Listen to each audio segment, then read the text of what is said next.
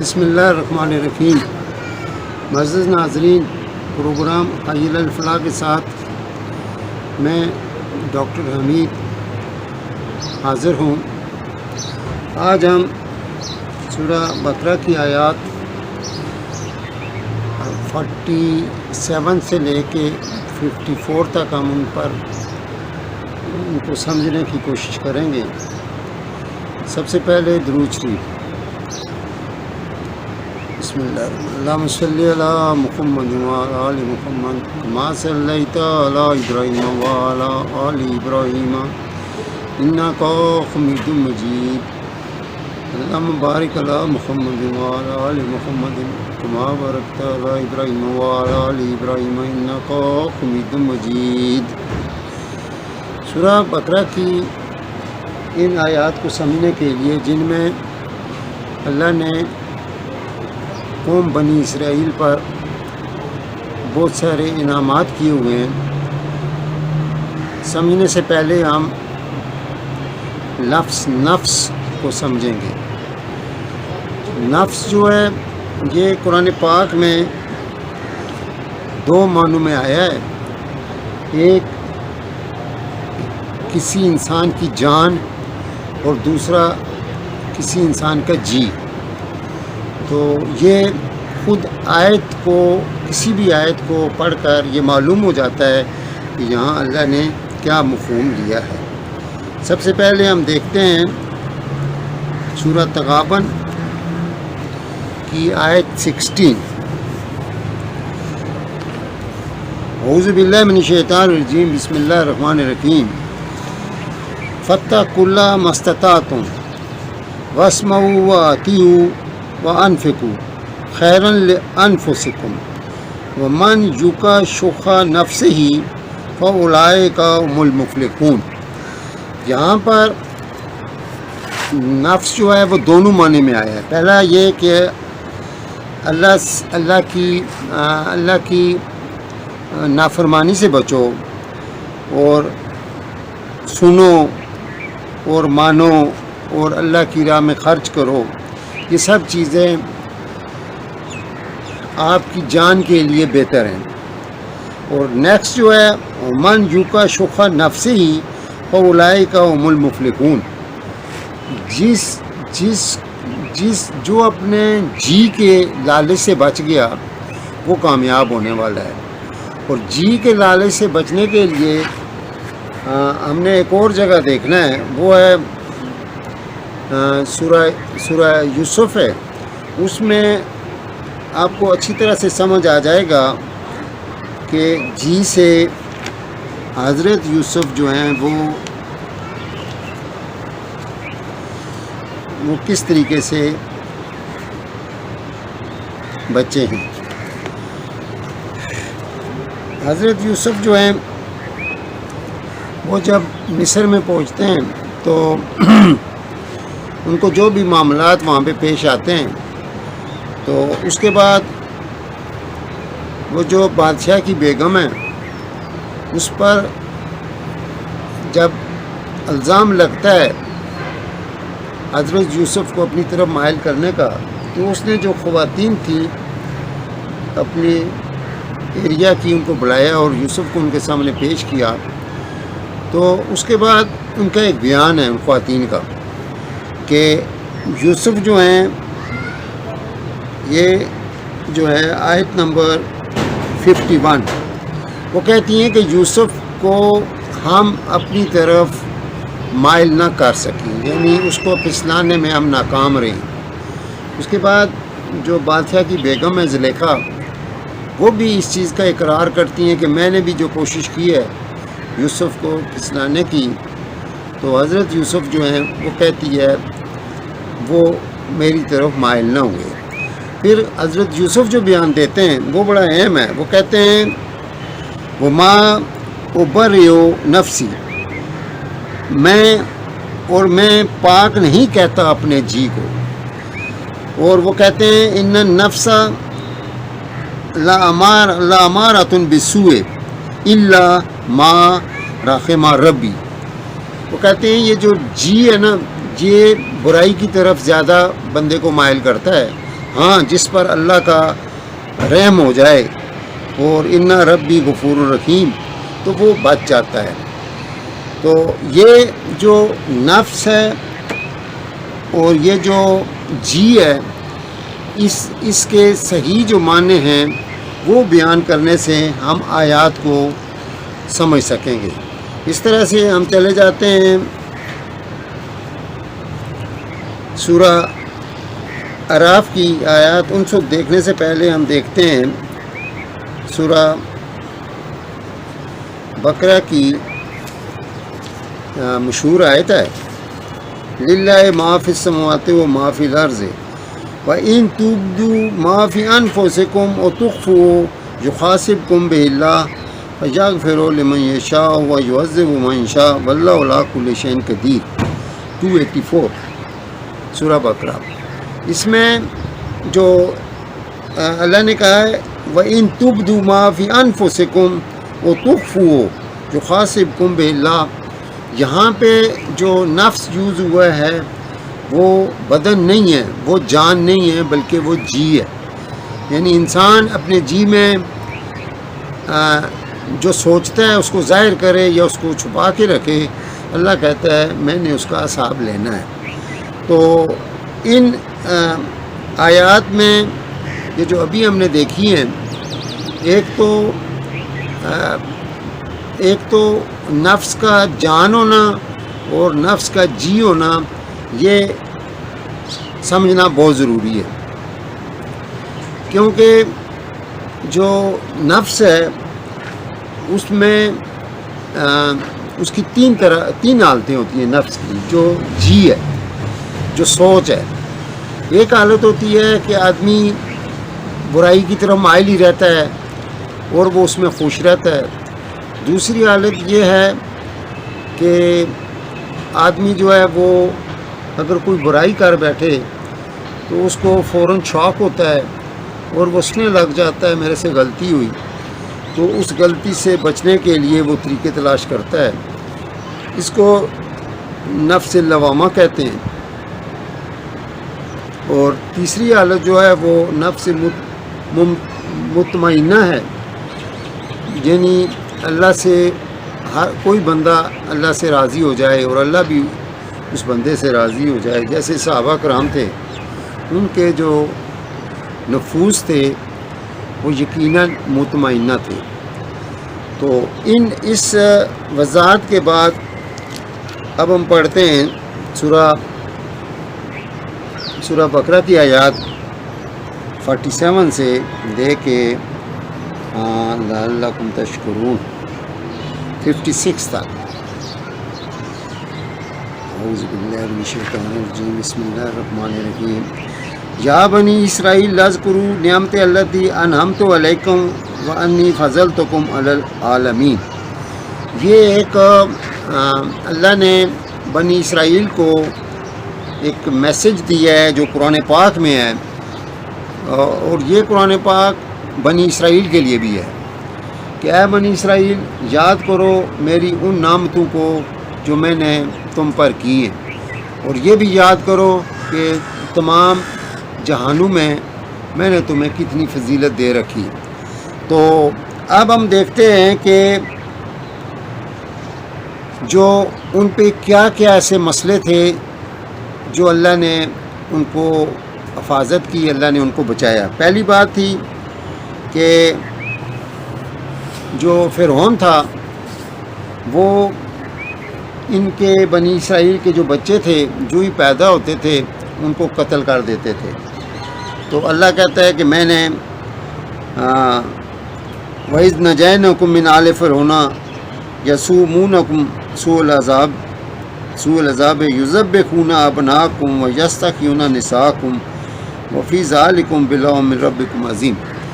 تو یہ اللہ کی طرف سے ان کا امتحان بھی تھا، اور فرعون والے یہ کام کرتے تھے۔ اس کے بعد اللہ نے کیا کیا، فرعون کو ان کے سامنے سمندر میں غرق کیا، اور یہ ان پر اپنا ایک احسان جو ہے بنی اسرائیل پر اللہ نے جتلایا۔ اس کے بعد یہ ہوتا ہے کہ وہ وَإِذْ وَعَدْنَا مُوسَىٰ 40 لَيْلَةً ثُمَّ اتَّخَذْتُمُ الْعِجْلَ مِن بَعْدِهِ وَأَنْتُمْ ظَالِمُونَ۔ اب جب وہ نئی بستی میں چلے جاتے ہیں تو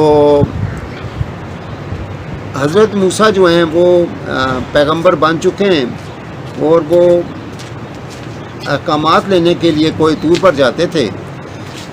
اب جب وہ کوئی طور پر گئے وہاں نئی بستی میں جا کر، تو ان کی قوم نے، بنی اسرائیل کی قوم نے بچھڑے کو ایک اس کے بلاوے میں آگے، سامری کے بلاوے میں آگے بچھڑے کو اپنا معبود بنا لیا۔ تو حضرت موسیٰ کوئی طور پر ہی تھے کہ اللہ نے سورہ طٰہٰ میں ذکر ہے آیات 85 سے 97 تک کہ حضرت موسیٰ کو اللہ نے اطلاع دی کہ تیری قوم کو سامری نے گمراہ کر دیا ہے، وہ ایک بچھڑے کی پوجا کرنے لگ گئے ہیں۔ تو وہ غصے کی حالت میں آتے ہیں، واپس آ کے قوم کے پاس آتے ہیں، تو ان کو اپنے بھائی ہارون پر بھی غصہ ہوتا ہے کہ انہوں نے کیوں نہ ان کو بچا کے رکھا اس شرک سے۔ بہرحال وہ سورہ طٰہٰ میں ذکر ہے کہ وہ سامری پر بڑا غصہ ہوتے ہیں اور سامری کو ایک بدعا دیتے ہیں کہ جاؤ، تم کسی کو ہاتھ نہیں لگا سکو گے۔ تو پھر وہ اپنی قوم کی طرف مخاطب ہوتے ہیں، اور قوم جو ہے وہ تقریباً 1.5-2 لاکھ کے قریب وہ تھی وہ قوم۔ تو قوم سے جب مخاطب ہوتے ہیں تو ان کو کہتے ہیں کہ آپ نے یہ بڑا جرم کیا ہے، بڑا ظلم کیا ہے۔ تو وہ قوم کو معافی مانگنے کے لیے کہتے ہیں کہ اِذْ قَالَ مُوسَىٰ لِقَوْمِهِ یا قوم اِنَّکُمْ ظَلَمْتُمْ أَنفُسَکُمْ بِاتِّخَاذِکُمُ الْعِجْلَ، اے میری قوم، تم نے اپنے جانوں پر ظلم کیا ہے اس بچڑے کو معبود بنا کر۔ فَتُوبُوا إِلَىٰ بَارِئِکُمْ، تو توبہ کرو۔ فَاقْتُلُوا أَنفُسَکُمْ ذَلِکُمْ خَیْرٌ لَکُمْ عِندَ بَارِئِکُمْ فَتَابَ عَلَیکُمْ إِنَّهُ هُوَ التَّوَّابُ الرَّحِیمُ۔ تو یہ جو بات ہے فَاقْتُلُوا أَنفُسَکُمْ، یہ حضرت موسیٰ کہہ رہے ہیں اپنی قوم کو۔ تو یہاں پہ ترجمہ تفسیر سارے جو ہیں وہ اس سے یہ مراد لے رہے ہیں کہ موسیٰ نے قتل کرنے کا اپنی قوم کے ان بندوں کو جنہوں نے بچڑے کی پوجا کی ہے، ان کو قتل کرنے کا حکم دے رہے ہیں، اور قتل بھی ان لوگوں سے کروا رہے ہیں جنہوں نے یہ کام نہیں کیا۔ تو یہ ان کی توبہ کا ایک طریقہ بتا رہے ہیں۔ تو یہاں پر ایک بہت بڑی خطا ہوئی ہے ترجمہ کرنے والوں سے بھی اور تفسیر والوں سے بھی، کیونکہ جب ہم نفس کو دیکھتے ہیں تو یہاں پر نفس کا وہ مفہوم نہیں آتا کہ اپنے جانوں کو ختم کرو۔ یہاں پر جو نفس کا مفہوم آتا ہے کہ اے میری قوم،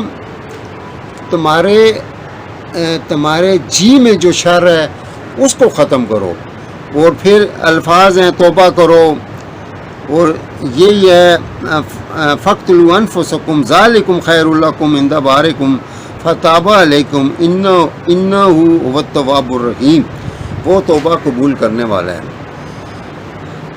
سامعین محترم، یہ ہم تھوڑی دیر پڑھ چکے ہیں کہ جب حضرت موسیٰ کوئی طور پر جاتے ہیں تو قوم نے بچڑے کو جب معبود بنا لیا، تو اللہ کہتا ہے کہ یہ جو ان کا فعل تھا، کیونکہ اللہ اپنے انعامات کا ذکر کر رہا ہے، تو کہتا ہے کہ یہ جو بچڑے کی پوجا کی گئی، تو اللہ کہتا ہے ثُمَّ عَفَوْنَا عَنْکُم مِّن بَعْدِ ذَلِکَ لَعَلَّکُمْ تَشْکُرُونَ، تو میں نے ان کا یہ حرکت جو ہے، یہ فعل جو ہے، اللہ کہتا ہے میں نے معاف کر دیا تاکہ وہ شکر ادا کریں۔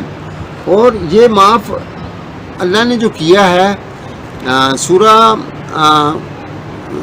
اعراف میں اس کی مزید ڈیٹیل ملتی ہے کہ جب قوم نے یہ کام کیا اس کے بعد وہ پریشان ہو گئے اور ان کے دل میں ایک ندامت پیدا ہوئی اور وہ یہ سوچنے لگ گئے کہ ہم اپنی اس غلطی سے ہم کیسے معافی مانگیں گے. تو انہوں نے یہ کیا کہ وہ ان کے جو دل کی کیفیت ہے وہ چونکہ صرف اللہ جانتا ہے، اور اللہ نے ان کی دل کی کیفیت کو اس قرآن میں لکھا ہے کہ وہ کہتے ہیں کہ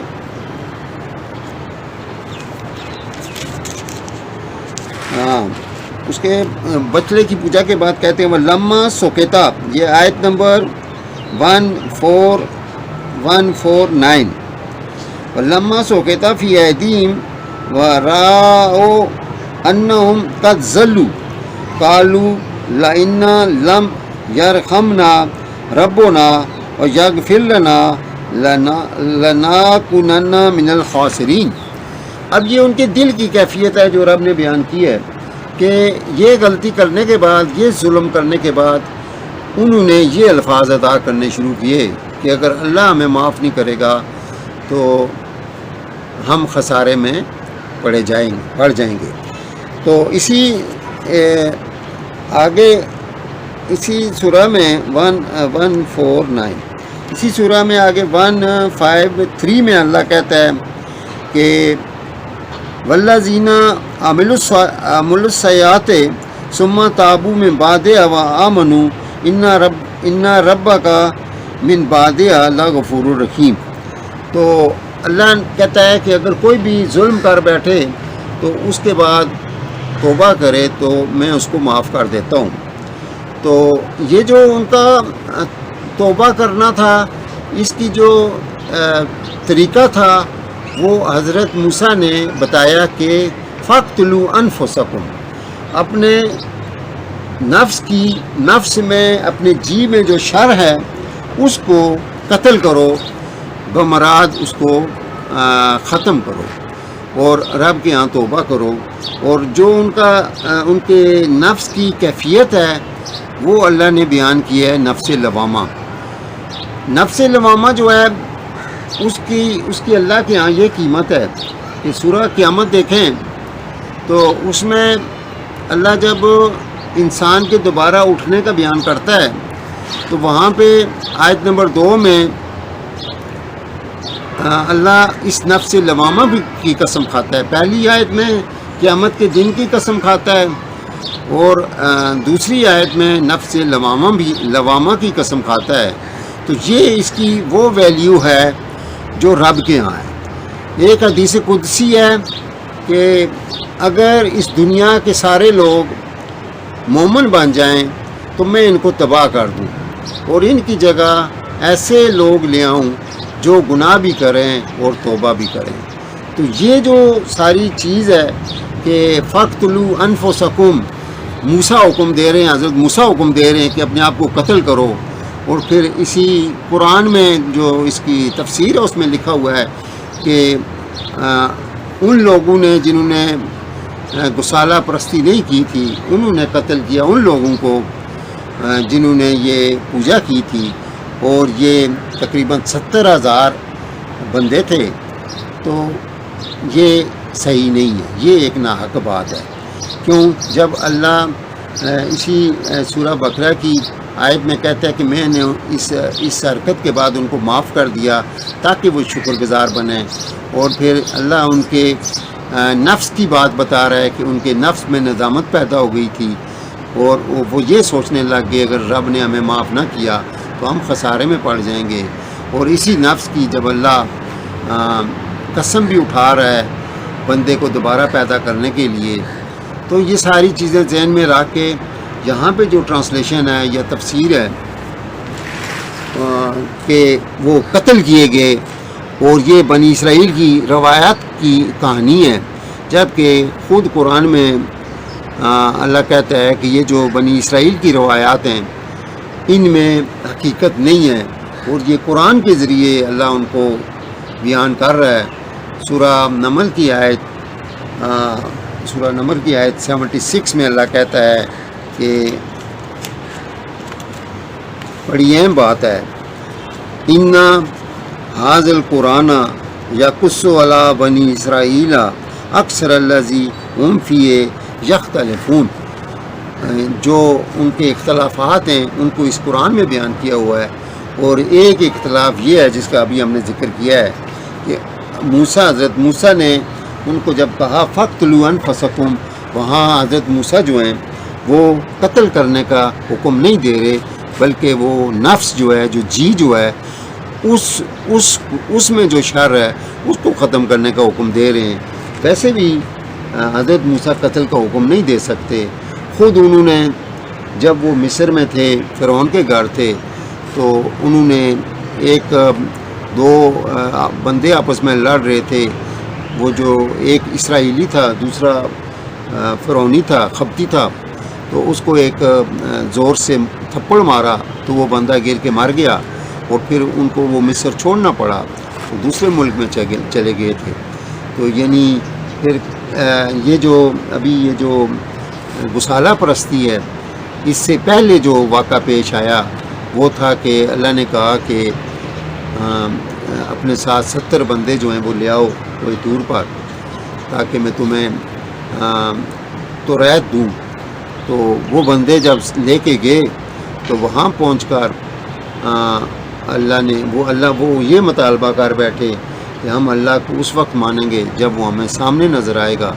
تو یہ ان کا ایک بڑا ظلم تھا کہ اللہ کو سامنے دیکھنا چاہتے تھے، تو اللہ نے اس ظلم کے لیے، اس ظلم کی سزا میں ان کو ایک زلزلہ پیش آیا جس میں بجلی گری، سب ہلاک ہو گئے۔ حضرت موسیٰ جو ہیں وہ ادھر بچ گئے، اور وہ ادھر اپنے رب سے گلے شکوے کرنے لگ گئے، اے اللہ اگر تو نے مارنا ہی تھا تو ہمیں اپنی جگہ میں مارنا تھا، ہمیں یہاں بلا کر میرے ان بندوں کو کیوں مارا گیا، اب میں کیا جواب دوں گا؟ تو اللہ نے پھر حضرت موسیٰ کی یہ پریشانی دیکھ کر ان کو زندہ کیا۔ اور پھر یہ جو سورہ بقرہ میں جو ذکر ہے کہ میں نے ان کو اس مسئلے کے بعد جب زندہ کیا، تو اللہ کہتا ہے وَإِذْ قُلْتُمْ يَا مُوسَىٰ لَن نُّؤْمِنَ لَكَ حَتَّىٰ نَرَى اللَّهَ جَهْرَةً فَأَخَذَتْكُمُ الصَّاعِقَةُ وَأَنْتُمْ تَنظُرُونَ ثُمَّ بَعَثْنَاكُم مِّن بَعْدِ مَوْتِكُمْ لَعَلَّكُمْ تَشْكُرُونَ۔ اللہ کہتا ہے میں نے ان کو پیدا کیا اس کے مرنے کے بعد تاکہ وہ شکر ادا کریں۔ یہاں پر بھی اللہ نے کہا ہے ثُمَّ عَفَوْنَا عَنْكُم مِّن بَعْدِ ذَلِكَ لَعَلَّكُمْ تَشْكُرُونَ۔ تو تفسیر والوں نے یہ لکھا ہے، اس کا تو چلو وہ لکھتے ہیں کہ وہ دنیا میں زندہ ہو گئے، ان کا لکھتے ہیں یہ جو گسالہ پرستی والے ہیں کہ یہ جو آیت ہے یہ آخرت کے لیے ہے، یعنی وہ ان کی معافی جو ہے وہ آخرت میں ہو گئی ہے۔ تو یہ بڑی عجیب سی بات ہے، دونوں ایک طرح کے یہ بیان ہے کہ ان کو میں نے معاف کر دیا، اور پھر اس لیے معاف کیا کہ وہ شکر ادا کریں۔ اور پھر سورہ اعراف میں ان کے نفس کا ذکر کیا ہے کہ ان کا نفس جو تھا وہ لوامہ تھا، تو جو اللہ کو بہت پسند ہے۔ تو اس طرح سے ان آیات کا اگر یہ تو، اور پھر نبی کا جو فرمان ہے ان القرآن یفسر بعضہ بعضا، تو ہم نے اس کے تحت ایک جگہ نہیں بیان کرنا۔ پھر سورہ نساء میں بھی ذکر ہے 153 میں کہ میں نے یہ جنہوں نے بچڑے کی پوجا کی تھی ان کو میں نے معاف کر دیا۔ تو یہ ساری چیزیں ذہن میں رکھ کر کسی خاص حق بات پر پہنچنا بہت ضروری ہے، کیونکہ محمد مصطفیٰ کہہ رہے ہیں کہ جس مومن میں رائی برابر تکبر ہوگا وہ جنت میں نہیں جائے گا۔ تو صحابہ بڑے پریشان ہو گئے، کہنے لگے یا رسول اللہ ہم اچھے کپڑے پہنتے ہیں، یہ سارا کچھ ہم کرتے ہیں، تو کیا ہمارے لیے یہ مشکل ہو گیا ہے؟ نبی نے جواب دیا نہیں صحابہ، تکبر یہ اچھا لباس نہیں ہے، تکبر جو ہے وہ کسی حق بات کو ناحق کہنا اور ناحق کو حق کہنا تکبر ہے۔ اس سے پہلے بھی میں نے سورہ طارق کی جو آیت ہے 5، 6 اور 7 ان پر میں نے اپنی جو صحیح بات ہے، جو حق بات ہے وہ بیان کر چکا ہوں، وہ بھی آپ ذہن میں رکھیں۔ پھر سورہ مائدہ کی آیت 72 میں جب اللہ نے یہ کہا کہ جو عیسیٰ کو اللہ مانتے ہیں وہ کافر ہیں، تو ہمارا یہ جو کیلنڈر ہے جو ہم استعمال کر رہے ہیں اس میں عیسیٰ کو اللہ مانا گیا ہے، یہ الگ بات ہے، ہم اب اس سے ہٹ نہیں سکتے اور چلتے رہیں گے، کوئی سوچ بھی ہمارے اندر پیدا نہیں ہو رہی کہ ہم کیسے اس سے بچیں، جبکہ سورہ توبہ کی آیت نمبر 36 میں اللہ نے حکم دیا ہے کہ میں نے تمہارے لیے جب سے زمین آسمان بنائے، اے لوگوں میں نے تمہارے لیے چاند کا کیلنڈر فرض کر دیا ہے۔ تو یہ سب باتیں جو ہیں ہم نے اس وقت، ہم دنیا والے عذاب میں ہیں، یہ امریکہ والے کیوں عذاب میں ہیں، برطانیہ والے کیوں عذاب میں ہیں، یورپ والے کیوں عذاب میں ہیں، بات بالکل ظاہر ہے کہ وہ محمد مصطفیٰ کو رسول نہیں مانتے، جبکہ محمد مصطفیٰ کو اللہ نے تمام دنیا کے لیے رسول بنا کے بھیجا ہے۔ خود اپنے آخری پیغمبر حضرت عیسیٰ نے بھی، جو قرآن میں آیت سورہ صف کی آیت نمبر 6 ہے، کہ ان کا نام لے کر بتایا اپنی قوم کو کہ میرے بعد وہ آئیں گے، آپ نے ان کی اطاعت کرنی ہے۔ تو اطاعت تو رہی دور، انہوں نے تو نبی کے خاکے بناتے ہیں، پھر پتہ نہیں کیا کیا ناجائز حرکتیں کرتے ہیں۔ تو یہ کس سے ٹکر لے رہے ہیں؟ ہم سب لوگ، ہم مسلمان بھی کس سے ٹکر لے رہے ہیں؟ ہم کیوں ناحق باتوں میں پڑے ہوئے ہیں؟ یہ علماء حضرات کیوں ایک بیان دیتے ہیں کہ ترجمہ مت پڑھیں؟ تو ترجمہ نہ پڑھیں گے تو عربی کا مطلب کیسے سمجھ آئے گا؟ تو یہ ساری باتیں جو ہیں، اب ترجمہ جو ہے اس میں بہت ساری باتیں ایسی ہیں کہ جو ہمیں غور کرنا پڑے گا، سوچنا پڑے گا۔ تو بھائیو، آج اسی کے ساتھ میں ختم کرتا ہوں۔ خدا حافظ۔